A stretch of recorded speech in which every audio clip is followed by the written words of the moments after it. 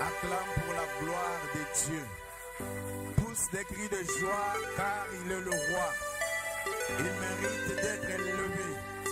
Peuple, célébrez-le. Qu'il reçoive les honneurs. Qu'il reçoive la reconnaissance de nos lèvres. Parce qu'il est Dieu. Alléluia. Alléluia. Est-ce que Dieu a un peuple en ces lieux? Est-ce que Dieu a délivré quelqu'un en cet endroit? Alors si c'est toi, pousse des cris de joie ce matin. Élève le nom de Jésus. Bénis-le parce qu'il est Dieu. Célèbre-le parce qu'il est roi. À lui seul soit l'honneur. À lui seul soit la gloire. Amen. Amen. Je veux ce matin m'adresser à un peuple délivré de Dieu.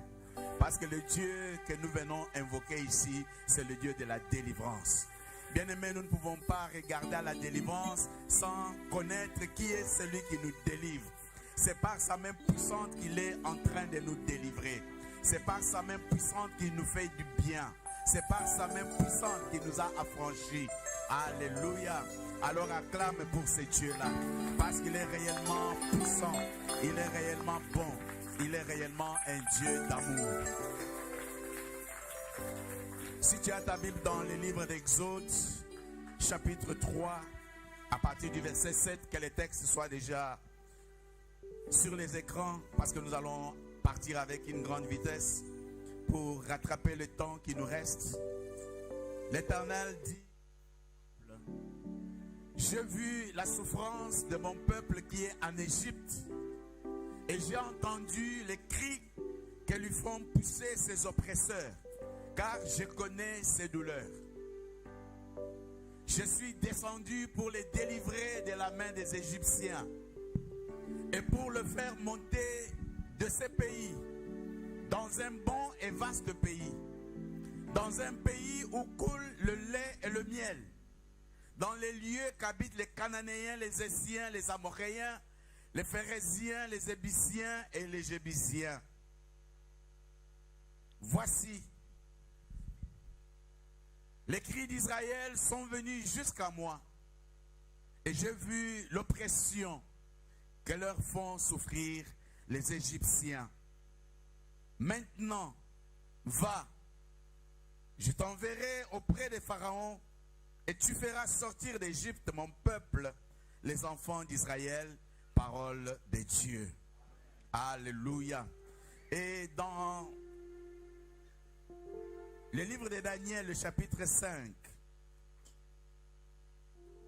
à partir du premier verset jusqu'au verset 6, il est écrit ce qui suit. Daniel, chapitre 5.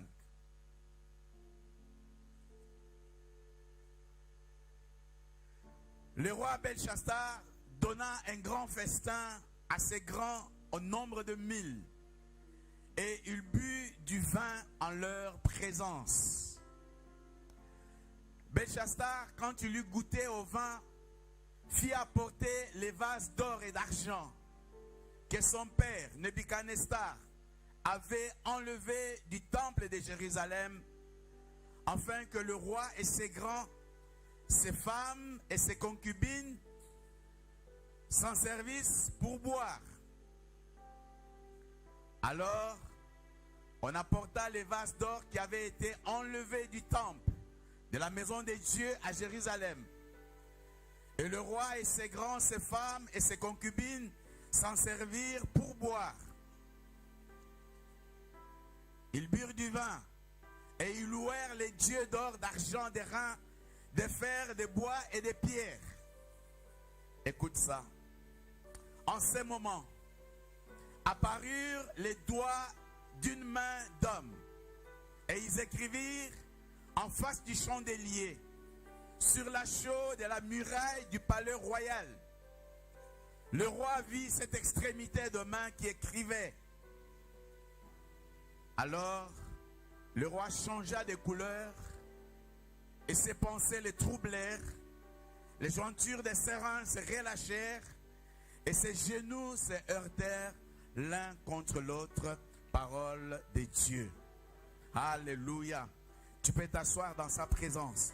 Bien-aimé, ce matin, le thème de mon message, alors que nous sommes toujours dans cette saison de délivrance, est intitulé « Le Dieu de la délivrance ». Ce matin, je te parle du Dieu de la délivrance. Alléluia. Chacun de nous ici peut témoigner que notre Dieu est un Dieu qui délivre. Chacun d'entre nous, dans un aspect particulier de sa vie, certainement tu as vu et tu as expérimenté ou tu as goûté que le Dieu que nous venons prier en ces lieux, c'est réellement le Dieu de la délivrance. Alléluia. Au fait, ce matin, je veux que tu réalises que ce n'est pas par nos forces, que ce n'est pas par nos moyens ou parce que nous sommes meilleurs, que nous sommes ce que nous sommes. Mais si tu es ce que tu es aujourd'hui, sache que tu as un Dieu et ce Dieu-là s'appelle le Dieu de la délivrance. Amen, amen. Nous sommes passés par des moments difficiles. Nous sommes passés par des combats. Tu es passé par des contraintes incertaines, des situations compliquées. Et quand je dis des situations incertaines, c'est des situations où tu n'avais pas de contrôle. Tu es arrivé au moment où, à une certaine époque de ta vie n'était née qu'à un mot de quelqu'un. Ta vie n'était née qu'à une situation. Ta vie n'était née qu'à une simple heure, à un simple acte. Tu n'avais aucun contrôle pour savoir comment les choses allaient se passer. Alors que tu étais désespéré, alors que tu étais dans les moments d'inquiétude, pendant ces moments-là, que tu es en train de remémorer maintenant que je parle, quelque part, une main puissante a agi en ta faveur et Dieu est descendu pour t'accorder une délivrance. Alléluia. Notre Dieu est un Dieu qui délivre. En dépit des difficultés, en dépit des impossibilités, notre Dieu est un Dieu de la délivrance. Quelqu'un peut-il me dire amen? Il parle aux enfants d'Israël parce que c'est là où la délivrance a commencé. Il dit, j'ai vu la souffrance, j'ai entendu les cris, mais je suis descendu pour vous délivrer. Bien-aimé, Dieu n'a pas envoyé un ange, Dieu n'a pas envoyé un archange ni quoi que ce soit. Dieu dit lui-même, j'ai vu la souffrance, j'ai entendu les cris. Quand tu souffres, Dieu voit. Quand tu cries vers lui, Dieu entend. Et je vais te dire ce matin que notre Dieu n'est pas insensible à ta souffrance. Notre Dieu n'est pas insensible à ta prière. Notre Dieu est un Dieu qui voit et qui entend. Et il dit, je suis descendu pour vous délivrer. Amen, amen.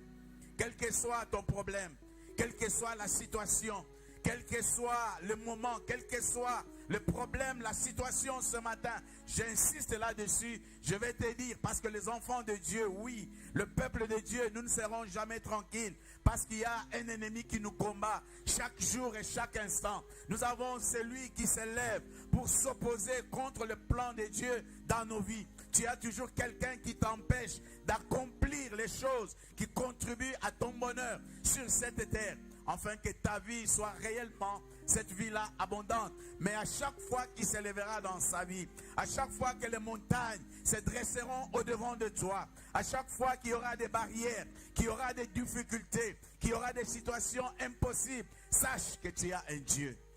Est-ce que quelqu'un réalise qu'il a un Dieu en ces lieux? Et si tu as un Dieu, acclame pour ce Dieu-là. Bien-aimé, ce Dieu-là est un Dieu qui délivre. Ce Dieu-là est un Dieu qui délivre son peuple. Ce Dieu-là est un Dieu qui agit. Il dit, je suis descendu pour délivrer mon peuple. Dieu lui-même descend et quand il descend, c'est par sa main puissante qu'il agit en faveur de ses enfants. C'est par la main puissante de l'Éternel. Bien-aimé, Pharaon avait endurci son cœur. Le cœur de Pharaon s'était endurci pour laisser partir les enfants d'Israël. Mais Dieu est descendu et il a agi. Il a fait une chose une nuit. Il a fait une chose qui n'avait jamais été faite pour que le peuple de Dieu sache que c'est la main puissante de l'Éternel qui l'a délivré. Amen, amen. La main puissante de Dieu. Dieu a une main qui est puissante. Certainement que tu ne l'as pas encore vue physiquement. Mais cette main-là, elle agit dans ta vie. Tu ne l'as pas encore vue te tenir. Mais je vais te dire ce matin que la main de Dieu est sur ta vie. Je vais te dire ce matin que la main de Dieu est sur ta famille. Je vais te dire ce matin que la main de Dieu est sur ta maison. Et je vais te dire que la main de Dieu est sur cette œuvre, sur cette église. La main de Dieu est sur tout ce qui lui appartient. Dieu n'a pas ôté sa main, car sa main est puissante et sa main n'est pas trop courte pour te sauver. Sa main n'est pas trop courte pour te délivrer. Sa main n'est pas trop courte pour te faire du bien. Alléluia.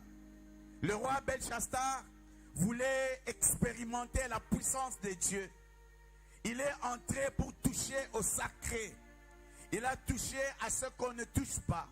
Il a pris les objets de la maison de Dieu. Quand on dit les objets de la maison de Dieu, ça veut dire des objets qui appartiennent à Dieu.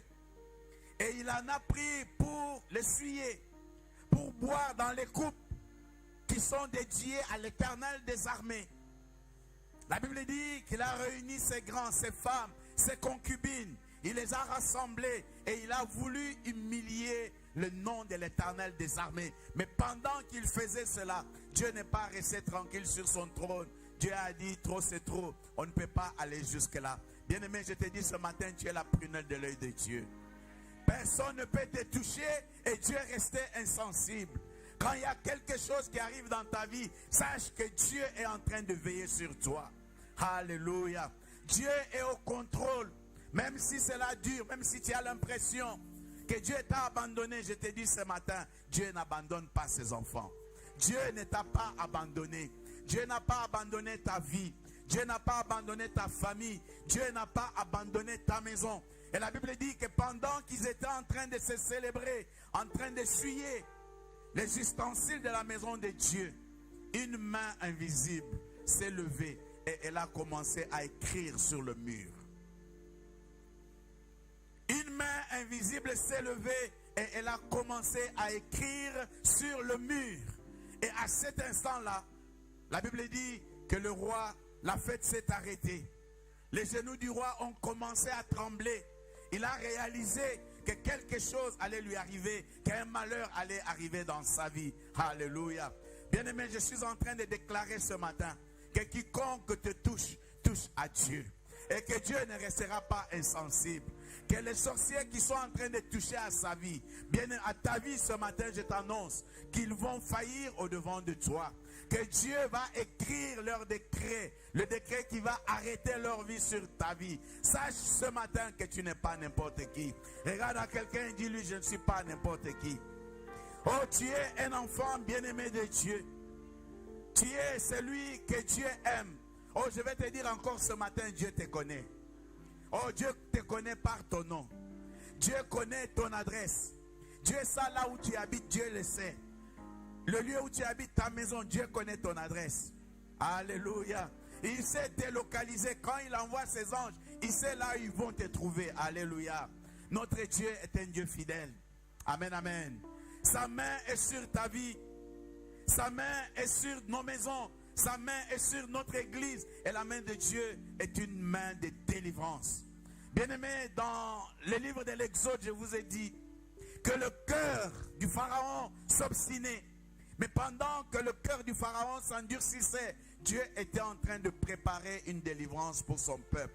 Je vais te dire que si les problèmes sont en train de s'endurcir dans ta vie, si les situations sont en train de se compliquer au devant de toi, si tu ne vois aucune lumière, si tu ne vois aucune issue, ne t'en fais pas, tu es dans la bonne voie. Dieu est en train de te préparer quelque chose de très grand. Tiens ferme, n'abandonne pas, parce que le combat que nous combattons, c'est le combat de notre foi. Alléluia. Ne perds pas ta foi, bien-aimé. David était dans la même situation. Il s'était crié, je lève mes yeux vers les montagnes. Les montagnes l'environnaient, les difficultés, les problèmes, les soucis, tout genre de situations compliquées. Mais il s'était crié, d'où me viendra le secours? Et notre Dieu est un secours qui ne manque jamais dans la détresse. Notre Dieu est un Dieu de miséricorde. Il t'étendra la corde afin que tu sors de ta situation. Il a crié, le secours me vient de l'Éternel. Et je vais te dire ce matin que ton secours vient de ton Dieu. Il est le roi qui t'apporte le secours quand tu en as besoin. Il est le roi qui te délivre des tourments de tes ennemis. Il est celui qui te sort de la main de tes adversaires. Donne-moi un bon amen si tu sais qu'il s'agit de toi. Je vais te révéler ce matin comment Dieu fait pour humilier tes ennemis. Si tu es attaqué ce matin, que tu as des problèmes, je vais te montrer comment Dieu agit. Dieu n'agit pas pour chacun de nous de la même façon. Peut-être que pour toi, Dieu agira d'une autre façon pour te délivrer. Peut-être que pour celui qui est assis à tes côtés, Dieu fera autre chose pour te délivrer. Mais sache que la première chose que Dieu peut faire pour ta délivrance, c'est te révéler le plan de tes ennemis.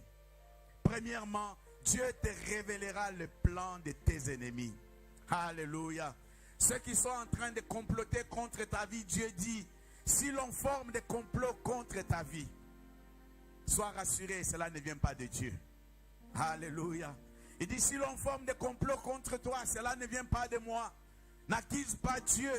Prie le Seigneur et Dieu te révélera. Ça, c'est la première chose. Dieu nous révélera le plan de nos ennemis.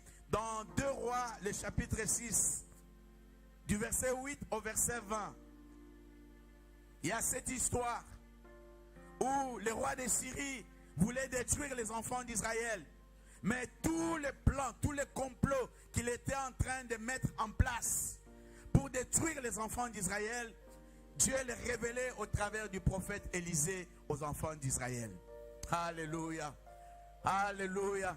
Dieu révélait tous les secrets du roi de Syrie aux enfants d'Israël. Je vais dire à quelqu'un ce matin que quel que soit le plan que tes ennemis sont en train de fomenter dans les secrets, quel que soit le plan pour détruire ta vie, pour anéantir ta destinée, sache que ton Dieu te révélera le plan de tes ennemis. Il n'y a rien qui restera caché au-devant de toi. Dieu parle d'une façon tantôt d'une autre. Il te le montrera par des songes. Il te le montrera par des rêves. Il te parlera par une voix audible. Peut-être que pendant que je suis en train de prêcher, Dieu est en train de te montrer quelque chose qui est contre ta vie, qui est contre ta destinée. Notre Dieu est un Dieu qui nous aime. Alléluia. Dieu a révélé, Dieu a montré. Quel que soit le projet de ceux qui veulent te détruire, Dieu te montrera, Dieu te révélera. Ce que tu as à faire, mon frère, ma soeur, ce matin, c'est de dire à Dieu, Seigneur, révèle-moi. Seigneur, montre-moi. Seigneur, parle-moi. Depuis un certain temps, tu t'es éloigné de la voix de Dieu. Que tu retournes auprès du Seigneur. Que tu ne regardes pas aux difficultés, aux montagnes. Bien-aimé, pour bien réagir contre ton ennemi, il faut que tu les connaisses. Que Dieu te révèle qui sont tes ennemis. Que tu puisses connaître tes ennemis.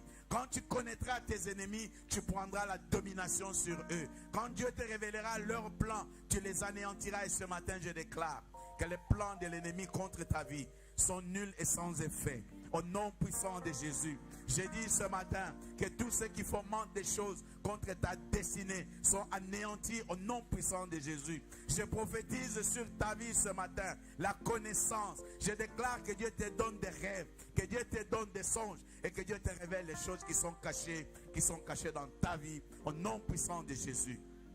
Alléluia. Alléluia. La deuxième chose que Dieu fera pour ta délivrance, c'est frapper tes ennemis d'aveuglement. Dieu frappera tes ennemis d'aveuglement. Et quand tu t'élèves pour prier, il en était de même pour le roi de Syrie. Les serviteurs d'Élisée ne comprenaient pas. Mais Élisée a prié pour dire, Seigneur, frappe-les d'aveuglement. Alors qu'ils veulent détruire ton peuple, alors qu'ils veulent détruire tes enfants, frappe-les d'aveuglement. Amen, amen. Je dis ce matin, Dieu va frapper d'aveuglement ceux qui te cherchent. Tous les sorciers qui sont en train de te chercher, Dieu va les frapper d'aveuglement. Ils ne te verront plus parce que tu es caché par Christ en Dieu. Que le sang de Jésus te couvre. Que le sang de Jésus couvre ta vie. Que le sang de Jésus couvre ta maison. Que le sang de Jésus couvre ta famille. Que le sang de Jésus couvre ce qui t'appartient. Afin que ceux qui te cherchent, qu'ils soient frappés d'aveuglement et de confusion. Au nom puissant de Jésus. Alléluia. Alléluia. C'est là où Élisée a pu dire, Seigneur, ouvre les yeux de mon serviteur afin qu'il voie que ceux qui sont avec nous, sont plus nombreux que ceux qui nous combattent. Oh, je vais te dire ce matin que ceux qui sont à tes côtés sont plus nombreux que ceux qui te combattent. Ne tourne pas des regards inquiets. Ton Dieu a pourvu déjà à toute la situation. Ton Dieu, il t'aime. Il y a l'armée du ciel qui est mobilisée pour ta défense. Il y a les anges de Dieu qui sont en activité pour te défendre. Car tu n'es pas n'importe qui. Oh, je suis en train de parler aux enfants de Dieu ce matin. Je suis en train de parler au peuple de Dieu ce matin. Ceux qu'il a rachetés par son sang précieux. Bien-aimés, vendredi, pour ceux qui étaient là, j'ai rappelé pour dire qu'Élisée, devant les prophètes de Baal, ce qui a fait que Dieu puisse intervenir dans cette situation-là, afin que le feu descende. Parce que Dieu pouvait dire à Élisée, tu as cherché, débrouille-toi. Mais Élisée a introduit Dieu dans l'affaire. Il lui a dit, Seigneur, que l'on sache que tu es Dieu. Non seulement que l'on sache que tu es Dieu, mais que moi aussi, je suis ton serviteur. Alléluia. Oh, tu es enfant de Dieu. Je déclare que les sorciers qui te combattent, qu'ils sachent que tu es enfant de Dieu. Que tu es la fille bien-aimée de Dieu. Que tu es le fils bien-aimé de Dieu. Que tu es le serviteur de l'Éternel. Que tu es la servante de Dieu. Et qu'à cause de cela, nul ne peut te toucher. Élisée a dit que l'on sache. Bien-aimé, il doit arriver dans les moments de nos vies où tu dois t'élever et dire à Dieu, Seigneur, que l'on sache que tu es le Dieu de ma vie. Que l'on sache vraiment que c'est toi que je sers. Que l'on sache, Seigneur, mon Dieu, mon roi, dans cette situation, que je ne suis pas n'importe qui. Tu es le Fils bien-aimé de Dieu. Et ce matin, je te rappelle que tu es la prunelle de l'œil de Dieu. Et à cause de cela, personne ne peut te toucher. Alléluia. Dieu va frapper d'aveuglement tes ennemis. Ceux qui cherchent à te localiser, ils ne te verront pas. Les sorciers, les marabouts, les magiciens qui te cherchent dans des miroirs magiques de la sorcellerie, ces choses vont se briser parce que tu es la prunelle de l'œil de Dieu. Oh, je déclare ce matin que tu deviennes invisible. Que tu deviennes invisible. Que tu deviennes invisible. Oh, je dis à quelqu'un, si tu sais que quelqu'un te cherche, que tu sois invisible. Qu'il ne te voit plus. Qu'il ne te voit plus. Qu'il ne te voit plus. Au nom puissant de Jésus, que le sang de Jésus te couvre et que le sang de Jésus te rende invisible. C'est ma prière au nom de Jésus. Amen. Amen. Amen. Troisième chose importante, bien-aimé. Notre Dieu est un Dieu qui nous délivre. Quand Dieu veut te délivrer, la première chose, j'ai dit que c'était quoi? Premièrement, nous avons dit, il nous révélera les plans de nos ennemis. Deuxième chose, il frappera d'aveuglement nos adversaires. Retiens bien ces choses parce que ça va t'aider à bien prier. Et la troisième chose, Dieu mettra le désordre, il mettra la confusion dans le camp de l'ennemi. Dieu mettra le désordre et la confusion dans le camp de l'ennemi. Nombre chapitre 14, Exode chapitre 14 plutôt. Donne-moi ce texte à partir du verset 23. Exode 14, 23. Les Égyptiens les poursuivirent, et tous les chevaux de Pharaon, ses chars et ses cavaliers entrèrent après eux au milieu de la mer. Verset 24. À la veille du matin, l'Éternel, de la colonne de feu et de nuées, regarda le camp des Égyptiens et mit en désordre le camp des Égyptiens. Souligne bien, mis en désordre le camp des Égyptiens.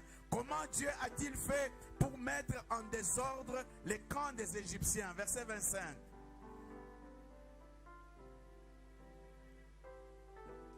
Verset 25.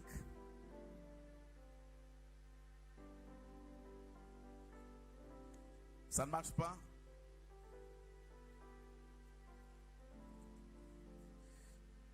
Je vais le lire, 25.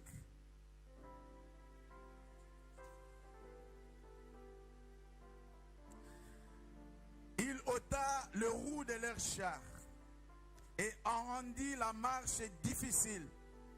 Les Égyptiens dirent alors, fuyons devant l'Éternel, car l'Éternel combat pour lui contre les Égyptiens.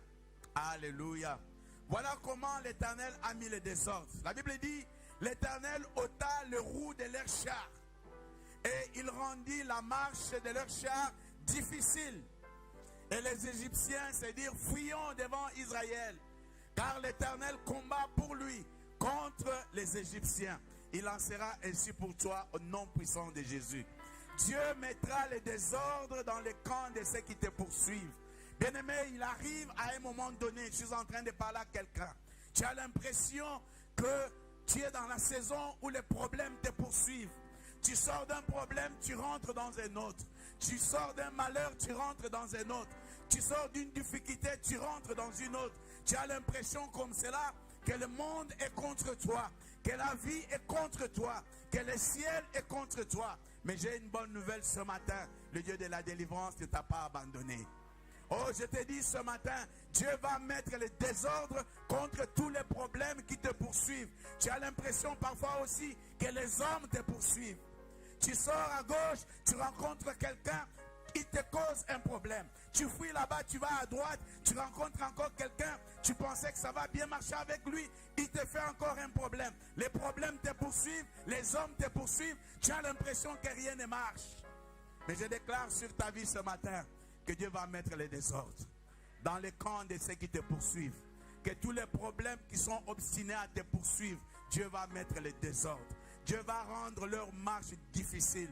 Dieu va ôter les roues sur les chars. Dieu va ôter le pneu sur les camions démoniaques et maléfiques qui sont en train de te poursuivre. Dieu va le mettre en panne. Ils vont tomber, ils ne pourront plus t'atteindre. Dieu va faire comme il en a fait pour son peuple, les enfants d'Israël. Leur marche va être rendue difficile. Au lieu de courir comme ils sont en train de courir, ils vont retarder. J'ai dit à quelqu'un ce matin que si tu penses que les problèmes que tu as, demain il va te faire le mal, sache que de façon inattendue, ces dossiers-là, on va les taire.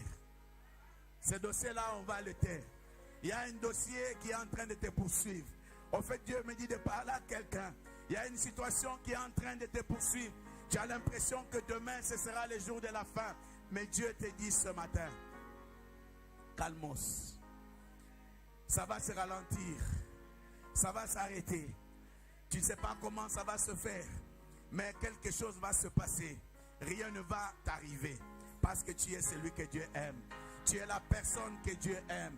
Dieu va mettre le désordre. Dieu va ralentir la marche.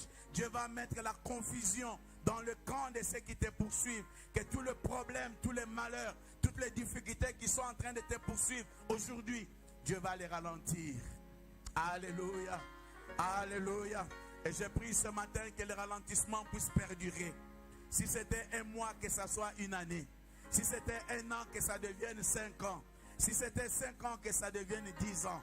Que plus jamais ces problèmes ne puissent atteindre ta vie. C'est ma prière au nom puissant de Jésus. Au nom puissant de Jésus. Si c'est de toi, donne-moi un bon amen.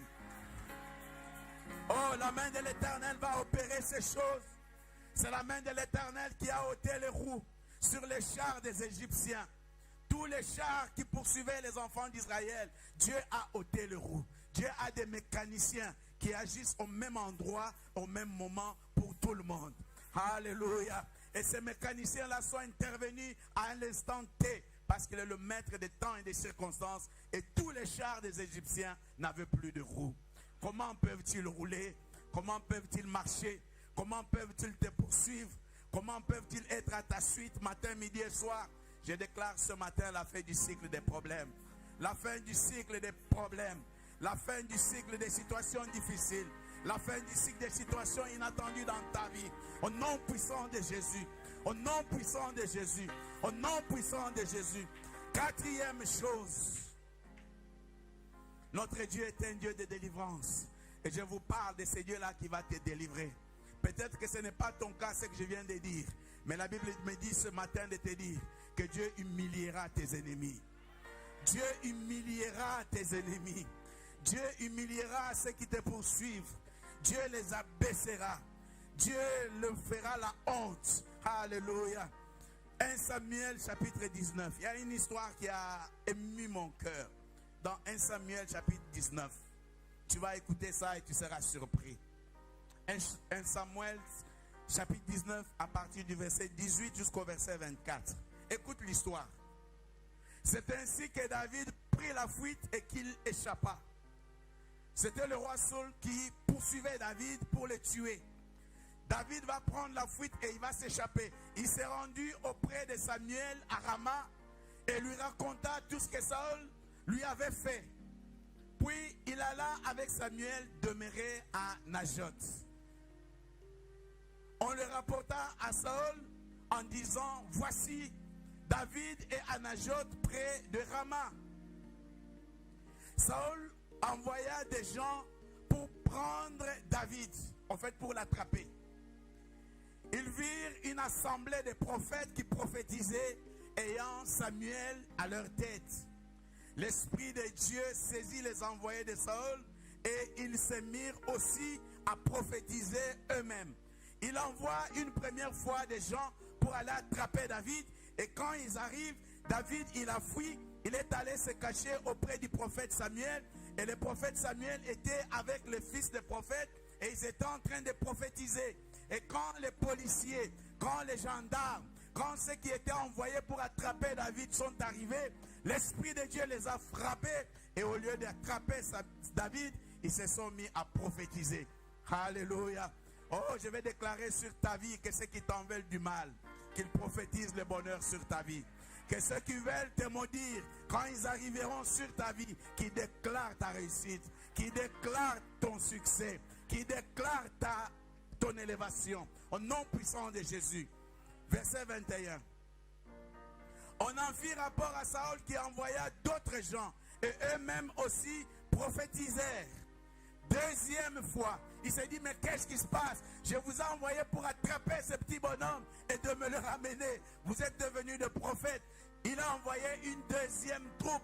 Et la deuxième troupe est arrivée. Elle s'est mise aussi à prophétiser. Je vais te dire sur ta vie que cela ne va pas arriver une seule fois. Mais cela arrivera 2 fois. Que tes ennemis changeront d'avis sur toi. Qui diront ton bonheur, ils diront ton succès et déclareront l'accomplissement des plans de Dieu dans ta vie. Si c'est de toi qu'il s'agit, donne-moi un bon amen.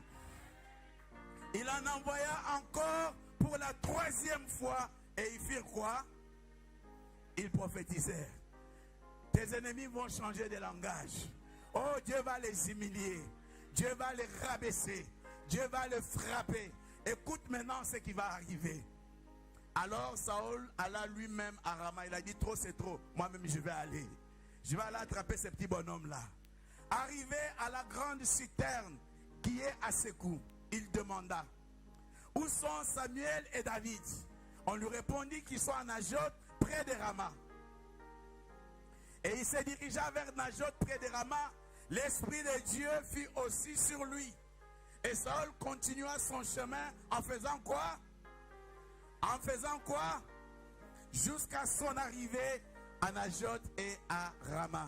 Lui aussi, il s'est mis à prophétiser. Je dis, Dieu va humilier ceux qui te poursuivent. Dieu va humilier ceux qui cherchent à te détruire. Dieu va les rabaisser.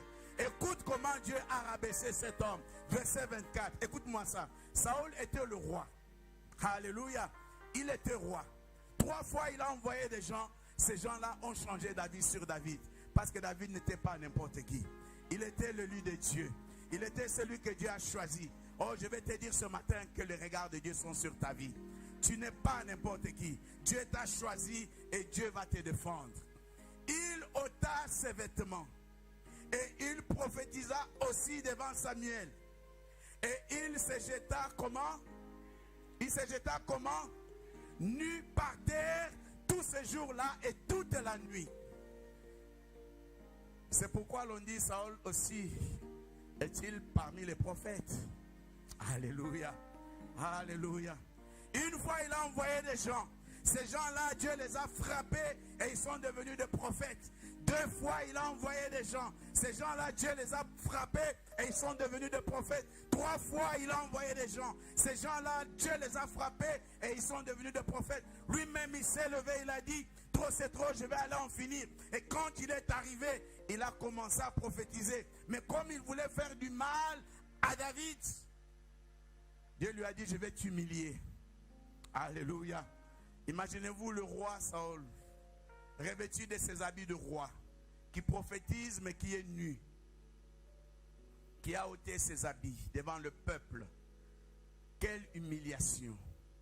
Oh, je déclare ce matin que tes ennemis soient humiliés. Qu'ils connaissent une humiliation comme ils n'ont jamais connue. Qu'ils soient rabaissés plus bas que terre. Et qu'ils comprennent que tu es le Fils bien-aimé de Dieu. Oh, ils ont été humiliés. Saul a été humilié. La Bible dit, cela n'a pas duré un petit moment. Mais c'était tout le jour et toute la nuit. Un roi nu, humilié devant son peuple. Parce qu'il voulait faire du mal à un roi de Dieu. Oh, l'onction de Dieu est sur ta vie ce matin. La délivrance de l'Éternel est sur toi ce matin. Dieu ne te laissera jamais tomber. Dieu ne va jamais laisser ton ennemi prendre le dessus sur toi. Mais je déclare ce matin que ceux qui te poursuivent, qu'ils soient humiliés au nom puissant de Jésus. Que les sorciers qui sont à ta chute, que ceux qui veulent anéantir ta destinée, qu'ils soient dans l'humiliation la plus totale, par le nom puissant de Jésus. Alléluia. Saul fut humilié. Il fut humilié, bien-aimé, je vais te dire ce matin, que si tu es dans cette situation, laisse Dieu faire. Dieu sait comment il fera. À Dieu soit la vengeance. À Dieu soit le jugement. Ne cherche pas à te venger. Ne cherche pas à juger. Laisse Dieu faire. Dieu sait comment il peut faire. Et Dieu fait correctement les choses. Ce qui est bien avec Dieu, c'est que quand Dieu fait, on réalise que c'est réellement Dieu qui a fait. Là, Saoul a compris que ce David-là, ce n'était pas n'importe qui. Alléluia. Alléluia.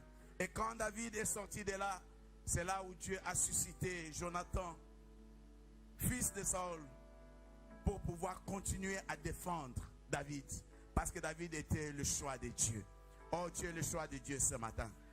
J'ai dit à quelqu'un, tu es le choix de Dieu ce matin. Oh, je dis ce matin, tu es le choix de Dieu. Dans ta maison, tu es le choix de Dieu. Dans ta famille, tu es le choix de Dieu. Les regards de Dieu sont portés sur ta vie. Alléluia. Et pour terminer ce matin, Dieu va humilier. Il a dit, je suis descendu moi-même. J'ai vu la souffrance, j'ai entendu les cris. Et je suis descendu pour te délivrer. Alléluia. Oh bien-aimé, la cinquième façon de la délivrance, c'est que Dieu t'enverra le quatrième homme. Dieu descendra lui-même. Il t'enverra le quatrième homme. Quand tu seras dans la fournaise, quand tu seras dans les difficultés, quand les montagnes t'environneront, quand ta situation sera désespérée, quand aucun homme ne pourra faire quoi que ce soit pour toi, Dieu lui-même descendra pour toi. De la même façon qu'il est descendu dans la fournaise ardente pour défendre ses enfants, Meshach, Shadrach et Abednego, Dieu descendra dans la fournaise. Tu seras libre dans la fournaise. Oh, la fournaise, le feu ne te détruira pas. L'odeur du feu ne t'atteindra pas. Tu seras toujours parfumé du parfum de Dieu. Dieu ne laissera pas tes cheveux se brûler. Dieu ne laissera pas tes habits se brûler. Parce qu'il est le Dieu de l'impossible. Alléluia. Il descendra dans la fournaise. Oh, je dis à quelqu'un ce matin que si tu es dans la fournaise des problèmes, tu es dans la fournaise des situations difficiles, tu es dans la fournaise qui ne connaît pas de suite, tu es dans un feu, tu as l'impression que tu es en train de brûler, que ta destinée, ton avenir sont en train d'être brûlés. Sache que le quatrième homme est à tes côtés. Et le quatrième homme, ce n'est pas n'importe qui. Le roi est venu, il a dit, n'avons-nous pas jeté 3 personnes, mais je vois un quatrième. Et ce quatrième, il n'est pas n'importe qui. Il ressemble au Fils de Dieu. Il est l'agneau de Dieu qui a été immolé. Ce quatrième homme, c'est Jésus. Il est le Fils unique du Père. Il est l'admirable conseiller. Il est notre victoire. Il est notre salut. C'est lui qui ne nous abandonne pas. C'est lui qui nous a dit, je ne vous laisserai pas. Je serai avec vous jusqu'à la fin du temps. C'est lui, Jésus, le quatrième homme. Quelle que soit ta situation ce matin, tu as le Dieu de la délivrance. Quel que soit ce par quoi tu es en train de passer ce matin, ton Dieu ne te délaissera pas. Si tu penses, il te dit, même si tu traverses les océans, les mers et toutes ces choses, ils ne te submergeront pas. Parce que Dieu te tiendra dans sa main puissante. Il sauvera ta vie, il sauvera ta famille, il sauvera ta maison. Ce n'est pas n'importe qui. Est-ce que je parle à un peuple ce matin? Oh, notre Dieu est au contrôle. Notre Dieu est au contrôle parce que tu appartiens à Dieu. Je vais te dire que tu appartiens à Dieu. Tu es le Fils de Dieu. Tu es la fille de Dieu. Tu es le serviteur de l'Éternel. Tu es la servante de l'Éternel. Et comme Élie, la Bible dit, Élie était un homme de la même nature que nous. Alléluia. Ce que Dieu a fait pour Élie, il va le faire pour nous aussi. Alléluia. Élie a dit à Dieu, Seigneur, je suis ton serviteur.